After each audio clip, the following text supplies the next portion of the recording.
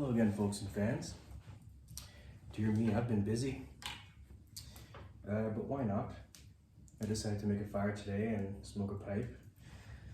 I'm smoking one of my Claude Rant pipes, and in it, some GLP's Quiet Nights. In the video I posted, just earlier this evening, I showed you my tin of it, and well, the empty tin and the jar of it. It's actually my first time trying it. Mine came very wet. I don't know if your broken flakes came wet as well. Mine certainly were. I let them dry a little bit, but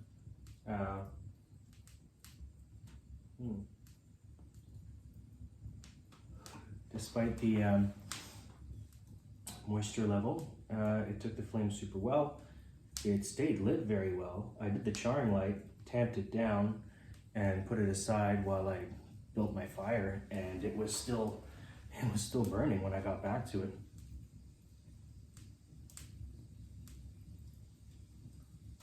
So far it has that nice creosote taste that Dunhill, or now Peterson's standard mixture has. But anyway, I'm not here to talk about a review here. I'm not here to talk about Quiet Nights.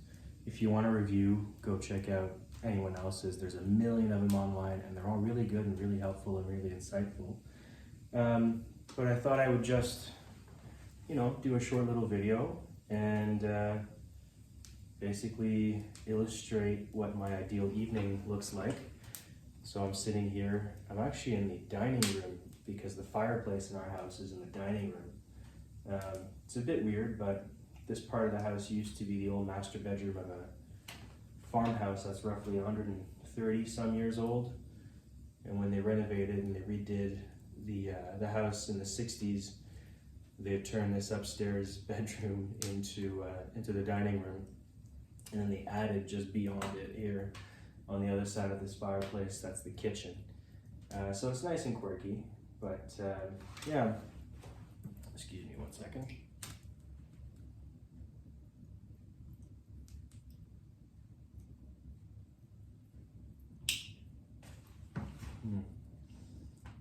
That's lovely.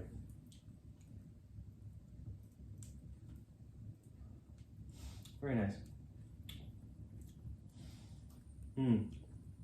Okay. This is, like I said, this is my first time smoking this.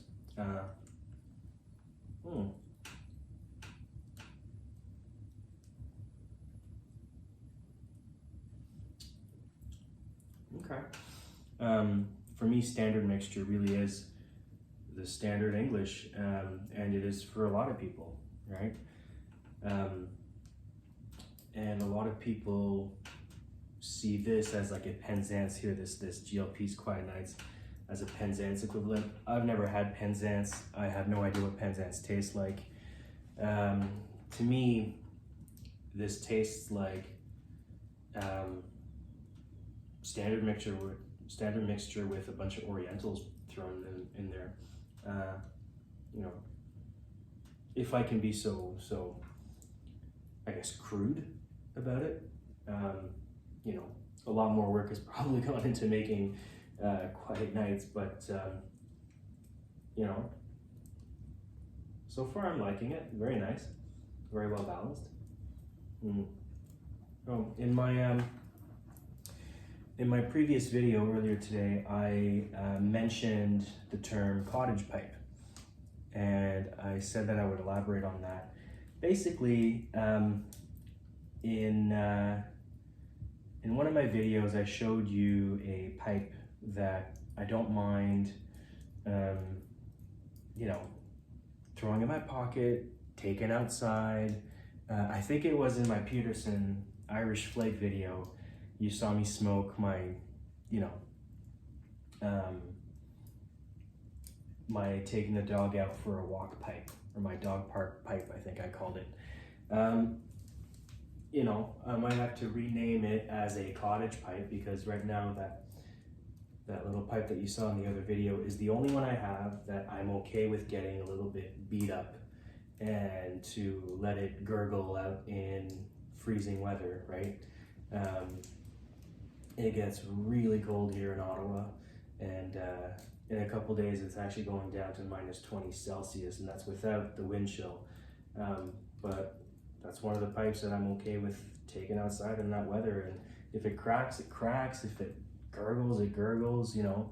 It's my toss in a backpack, don't care if it gets damaged pipe, and I smoke anything and everything out of it. But by cottage pipe, I mean just that. Over the holidays, we spent Christmas Eve and Christmas morning with my family, and then Christmas Day in the afternoon on Christmas Day, we drove up to my wife's parents' cottage. Now, they live in Montreal, and they have a cottage about 1 hour north of there, in the Laurentide Mountains. It's beautiful, but it was freaking cold, man. And I realized I had packed a bunch of really nice pipes, and we would go on hikes every day, and we would go snowshoeing and, you know, things like that. I realized that I didn't want to smoke a pipe like this out in the bush.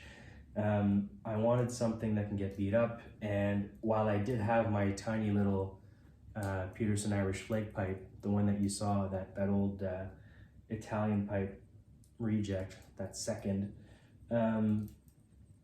that's pretty much all I smoked, and it took a little bit of a beating. It was just really gummy, and it never actually dried out, despite the fact that in winter everything is much drier up here and there's less humidity. So I decided to get myself another pipe, a really cheap one that I called a cottage pipe, and it's coming soon, I think, either by the end of this week or early next week. It's a Dr. Greybo Grand Duke. Now, I've never smoked a Dr. Greybo before, but I know that they're cheap, and I'll smoke it till it breaks, basically. I'll smoke it till it dies, and that's how I'm going to view it. That's gonna be a pipe that I'm gonna smoke only when I'm at the cottage. So if I'm on the dock, if they have a floating dock, if we're on the dock and, you know, waves are coming in and it falls into the water, I'm not gonna cry about it. Or if in the wintertime we're up hiking. One time we were run down by a grouse up on the mountain, so that was exciting. Had I had my pipe with me, I'm sure I would have dropped it in the snow, never to be seen again. Again, this Dr. Greybo is gonna be a pipe that, if ever we're chased down the mountain by an angry grouse, you know, and grouse are just tiny little birds, but man, they make a ruckus when they get freaked out, and we had no clue what it was, so we got freaked out. Anyway, it was a fun little time. But that's the point, right? It's a cottage pipe. If I lose this Dr. Greybo, I'm out, what, $20? And it's probably not gonna smoke very well at all. I'm not expecting this to be a champion. I'm just expecting it to do the job and to allow me to beat it up a little bit, right? So that I can keep my nice pipes for occasions such as this. So that's what I meant by a cottage pipe.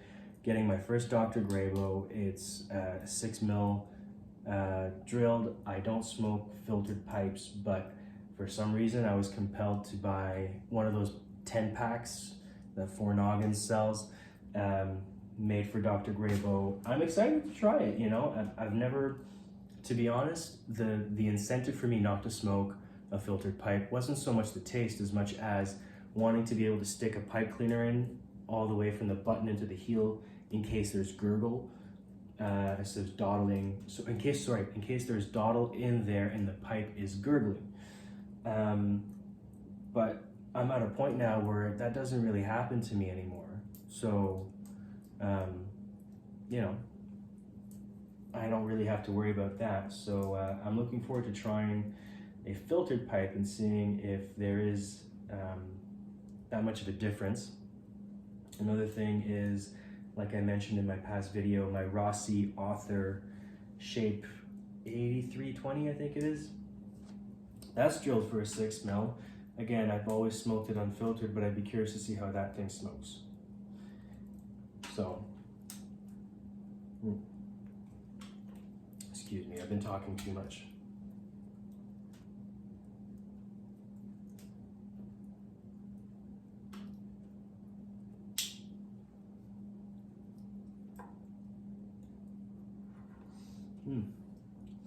This is lovely. It doesn't have as much of a bite to it as I was expecting.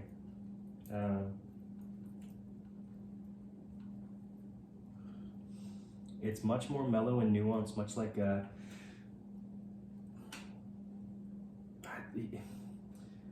I don't know. I recall a Samuel Gawith, you know, smooth, easy, blended mixture here.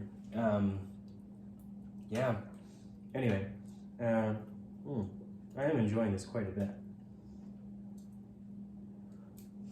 I had a thought earlier today. Now, when I was writing my doctoral thesis, I worked on basically on the mechanics of literary style, and one of my arguments was, you know, the notion of having a character who is a smoker.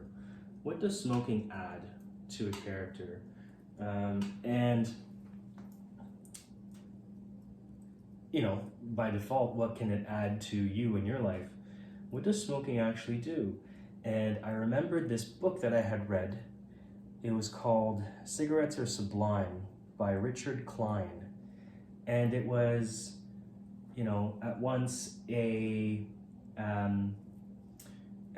self walk through the author's journey of trying to quit, and also an ode to tobacco, as well as a final farewell to the action of smoking tobacco.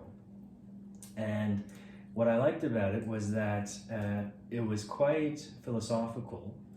I have a background in you know, philosophy, phenomenology, existentialism, absurdism, nihilism. Those are sort of the branches that I focus on. And it also led me to revisit some Jean-Paul Sartre in his book Being in Nothingness. Essentially, what smoking does, for me and my understanding of it, and the reason that we smoke, aside from the pleasure of doing the activity, or for some it's the want for nicotine, or for others it's purely for the taste, or sometimes even people smoke for the room note and that's it. But what it actually does at a basic phenomenological level is that the act of smoking allows you to take in the world around you, right? Now, I think it was Richard Klein in Cigarettes Are Sublime who said, who wrote something along the lines of, when you go to the theater or the cinema or to view a performance of some sort and you're enjoying yourself, that's wonderful. That's great. Now imagine lighting up in that moment and you're only adding onto that experience, right? The act of smoking isn't the act of smoking in itself. The act of smoking heightens the experience around you as a whole. So this isn't so much an endpoint as much as a vehicle by which you can absorb all the pleasures that surround you, right? It's kind of like giving yourself a phenomenological pleasure overload. And I thought that was very interesting. And yes, of course, there is a nicotine aspect to it. There is a taste aspect to it. There is a flavor aspect, a room note aspect, all that good stuff. But at its core, I think that what it does is help you absorb the world around you in a very receptive, open, and positive way.